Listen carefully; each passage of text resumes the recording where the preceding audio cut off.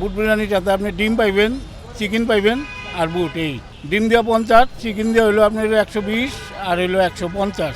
ভালোই লাগে, মুখরোচক জিনিস, খাইতে ভালো।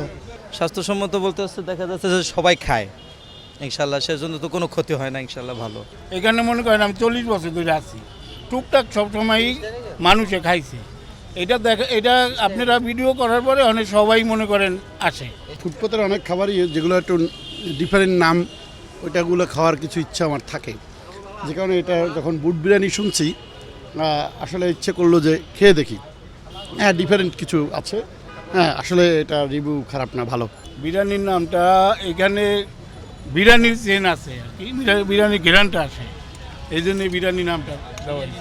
ব্যতক্রম আমি অনেক দিন ধরে এটা করি, তো আমার একটা অভিজ্ঞতাই আলাদা। আবার মনে করেন এটা ময়মনসিংহ আইটিআর ব্যাপার স্যাপার আছে। বিরিয়ানির যে একটা স্বাদ আর কি, বিরিয়ানি তো অরিজিনাল না, বিরিয়ানির যে একটা স্বাদ পাওয়া যায় ওরকম একটা আর কি অনুভব মনে হয়েছে।